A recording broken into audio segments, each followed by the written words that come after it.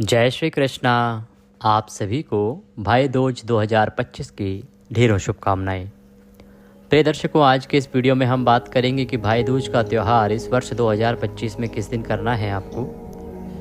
क्या समय रहेगा पूजा के लिए, क्या समय रहेगा तिलक के लिए, तिलक करना कैसे चाहिए, तिलक की शास्त्रीय विधि क्या है, तिलक के लिए जो आप थाली सजाते हैं ना, जिस प्लेट से आप तिलक करते हैं अपने भाई को, उसमें क्या क्या सामग्री अवश्य होनी चाहिए जिससे कि वह तिलक भाई के लिए रक्षा का कार्य करे और प्रेम के साथ उस बंधन को और अधिक प्रगाढ़ और मजबूत करे। किस समय तिलक करना है, कैसे तिलक करना है, तिलक के शास्त्रीय नियम क्या हैं, तिलक किस उंगली से करना चाहिए, रौली का करना चाहिए, हल्दी का करना चाहिए, या रौली में भी कौन सी रौली का करना चाहिए। साथ ही बताएंगे आपको तिलक करने के बाद वो कौन सी एक वस्तु है जो भाई को अवश्य ही अर्पित करनी चाहिए, अवश्य ही देनी चाहिए। यूं तो जो उपहार होता है ना, वो भाई देते हैं बहनों को, परंतु एक वस्तु ऐसी है जो बहनों को अवश्य ही अपने भाई को देनी चाहिए। ये भाई की लंबी उम्र के लिए, आपके रिश्ते की मजबूती के लिए बहुत ही महत्वपूर्ण होती है। तो इस प्रकार से संपूर्ण महत्वपूर्ण जानकारियां भाई दूज 2025 के विषय में आपको प्रदान की जाएंगी। आपसे निवेदन केवल इतना है कि वीडियो यदि थोड़ा सा भी उपयोगी लगे तो एक बार लाइक अवश्य कर दीजिएगा। अपने भाई की रक्षा के लिए और आपका भाई बहन का प्रेम सदा मजबूत रहे, कमेंट बॉक्स में अवश्य लिखिएगा जय श्री कृष्ण। भगवान कृष्ण के आशीर्वाद से आपके भाई सदा सुरक्षित रहेंगे और आप बहन भाई का प्रेम सदा अटूट रहेगा। आप देख रहे हैं देवभूमि ज्योतिष संस्थान का प्रतिष्ठित यूट्यूब चैनल देवभूमि धार्मिक। हम यहाँ सभी व्रत और त्योहारों की सही शास्त्रीय जानकारी प्रदान करते हैं। ज्योतिष शास्त्र और पंचांग के आधार पर आपको बताते हैं कौन सी तिथि कब है, व्रत आदि कब करना है, क्या विधि है, क्या नियम है और क्या गलती नहीं करनी है। यदि आप सभी व्रत और त्योहारों की सही शास्त्रीय जानकारी पाते रहना चाहते हैं तो कृपया चैनल को सब्सक्राइब कीजिए और बेल आइकन को प्रेस कीजिए। जब आप सब्सक्राइब का बटन दबाएंगे तो वहाँ एक घंटी का निशान बना हुआ आएगा, उसको अवश्य दबाइएगा, तभी आपको हमारे सारे वीडियो प्राप्त होंगे, अन्यथा आपसे जानकारी छूट जाएगी। आइए प्रिय दर्शकों, जानकारी आरंभ करते हैं। बात करते हैं भाई दूज 2025 की। भाई दूज का जो त्यौहार है यह कार्तिक मास के शुक्ल पक्ष की द्वितीया तिथि को मनाया जाता है। आखिर कैसे आरंभ हुआ यह भाई दूज का त्यौहार, कब से मनाया जाने लगा। जब हम इसकी बात करते हैं कि ये भाई दूज का त्यौहार क्यों मनाया जाता है और कब से मनाया जाने लगा, शुरुआत कैसे हुई, तो इसका संबंध निकल के आता है यम और यमुना से, भगवान श्री कृष्ण और उनकी बहन सुभद्रा से। कहा जाता है कि यम और यमुना दोनों सूर्य की संतानें थी, दोनों भाई बहन थे। यम अलग लोक में थे और यमुना अलग। तो इस प्रकार से अनेकों वर्ष बीत जाने के बाद भी वो मिल नहीं पा रहे थे।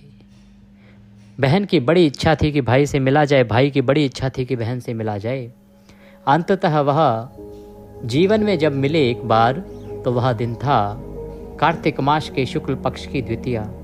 इसी को यम द्वितीया भी कहा जाता है। इसी दिन भाई बहन के मिलन का यह त्यौहार प्रेम से, धूमधाम से तिलक के रूप में मनाया जाता है, क्योंकि जब यमराज यमुना से मिलने गए तो वहाँ उनकी बहन ने उन्हें प्रेम पूर्वक, आदर पूर्वक बिठाकर तिलक आदि किया, आरती आदि की और अपने भाई को प्रेम से भोजन कराया।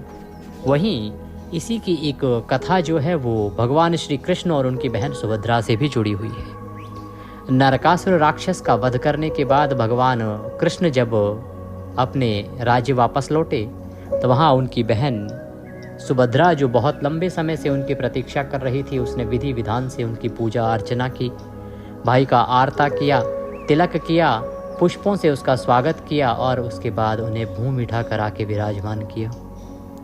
यह दिन भी कार्तिक मास के शुक्ल पक्ष की द्वितीया का ही था। इसीलिए इस वृतांत को भी भाई बहन के इस त्यौहार से जोड़ के देखा जाता है और मान्यता है कि तभी से यह दिन भाई बहन के प्रेम के प्रतीक के रूप में मनाया जाता है। यमराज ने स्वयं कहा था कि हम जिस दिन मिले हैं वह दिन सदा अमर रहेगा और इस दिन जो भी कोई बहन अपने भाई को तिलक करेगी, मैं उसके भाई की सदा रक्षा करूंगा। इसीलिए यह यम द्वितीया कहलाती है और इस दिन भैया दूज का टीका या भाई दूज का तिलक किया जाता है। ये कारण हुआ कि क्यों भाई दूज मनाई जाती है। अब भाई दूज मनानी कैसी चाहिए।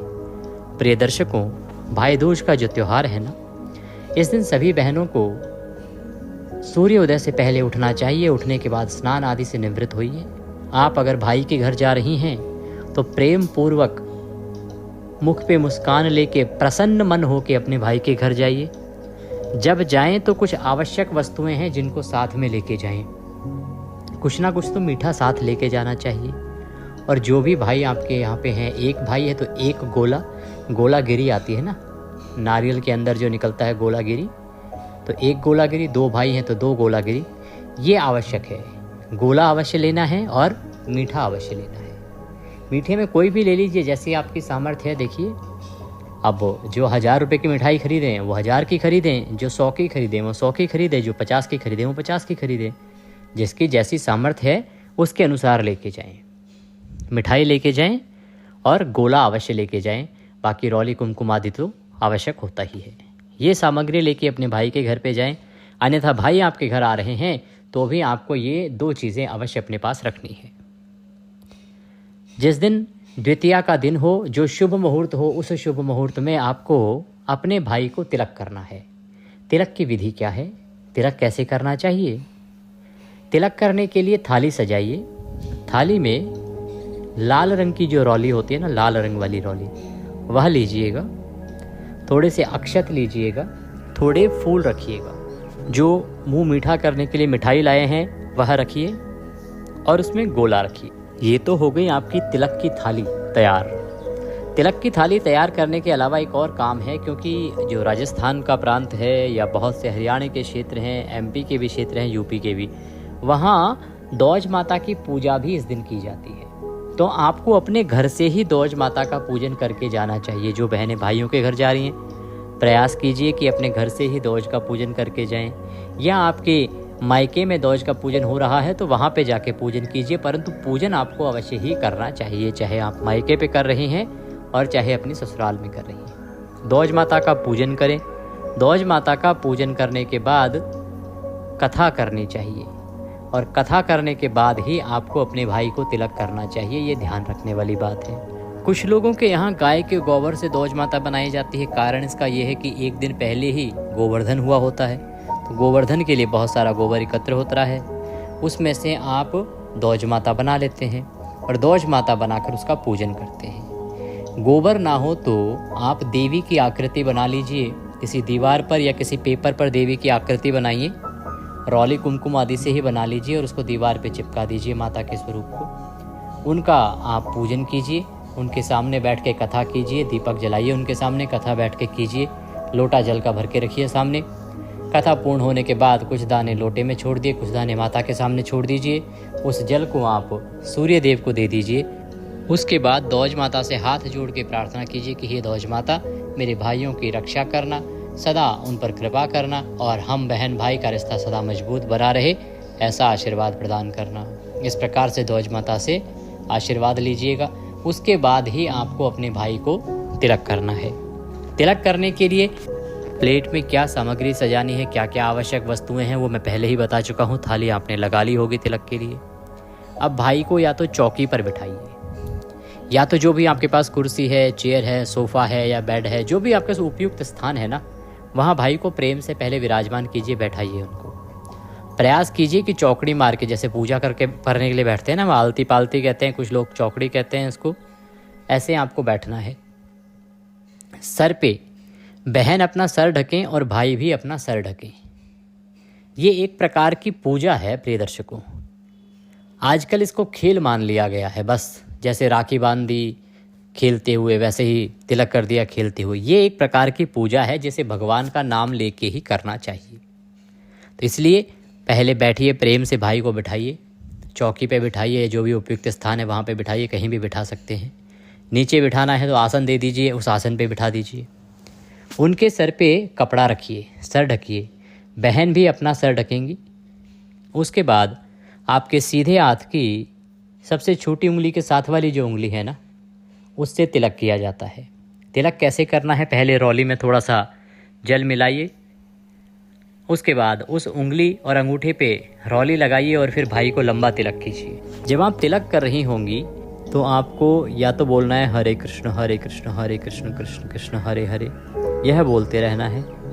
या यमराज को पहले हाथ जोड़ के प्रणाम कीजिए कि हे यमराज महाराज, आज मैं अपने भाई को यम द्वितीया पर तिलक करने जा रही हूँ। आप सदा मेरे भाई की रक्षा करना, कभी उन पर किसी प्रकार की विपत्ति ना आ पाए। ऐसे यमराज का ध्यान करके उनको प्रणाम कीजिए, फिर भाई को तिलक कीजिए। तिलक करते समय हरे कृष्ण बोलते हुए तिलक कीजिए, भगवान का ध्यान करते हुए तिलक कीजिए।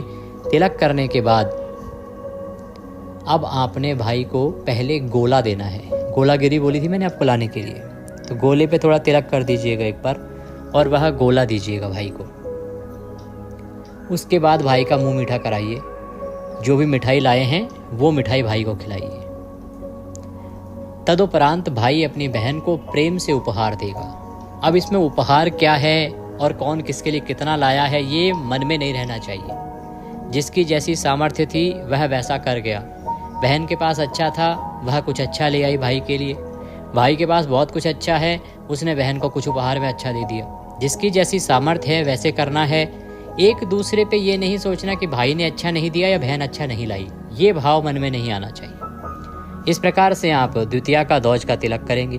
बात आती है कि तिलक करना कब है। प्रिय दर्शकों, भाई दूज का तिलक करने के लिए द्वितीय तिथि की प्रतीक्षा करनी चाहिए। इस बार गलती क्या हुई है कि दिवाली बहुत लोगों ने 20 को कर ली है, जबकि 20 को चतुर्दशी थी।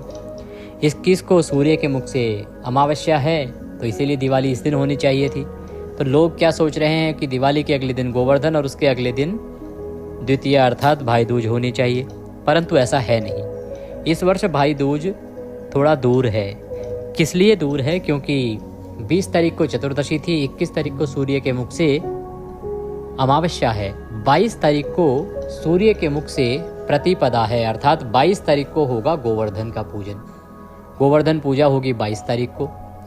23 तारीख को जो है वो भाई दूज मनाई जाएगी। कारण क्या है? क्योंकि ये जो दूज का त्यौहार है ना, ये दूज तिथि तो शुरू हो जाएगी 22 अक्टूबर को रात को 8:16 पर, परंतु ये समाप्त होगी 23 अक्टूबर को रात्रि को 10:46 पर। अब सूर्य के मुख से जिस दिन द्वितीया होती है उस दिन भाई दूज का त्यौहार मनाया जाता है, और सूर्य के मुख से द्वितीया रहेगी 23 अक्टूबर को। इसीलिए 23 अक्टूबर को भाई दूज का त्यौहार मनाएंगे। भाई दूज का जो तिलक है वो होगा, टीका होगा। बात करें कि शुभ मुहूर्त क्या रहेगा, तो चौघड़िया मुहूर्त की बात करें तो शुभ चौघड़िया रहेगा सूर्य उदय अर्थात 6:27 से 7:51 तक। लाभ का रहेगा दोपहर को 12:05 से और 1:30 तक। और अमृत का चौघड़िया रहेगा दोपहर को 1:30 बजे से 1:30 से और 2:54 तक। इसमें आप अपने भाइयों को अगर तिलक करते हैं तो वह बहुत अधिक कल्याणकारी है। ये शुभ मुहूर्त हैं। इस प्रकार से ये थी जानकारी भाई दूज के बारे में। जानकारी थोड़ी भी अच्छी लगी हो तो लाइक अवश्य कीजिएगा, कमेंट बॉक्स में लिखिएगा जय श्री कृष्ण या जय यमराज। यमराज सदा आपके भाइयों की रक्षा करेंगे। आप देख रहे हैं देवभूमि ज्योतिष संस्थान का प्रतिष्ठित यूट्यूब चैनल देवभूमि धार्मिक। भगवान सब पर कृपा करें। हरे कृष्ण।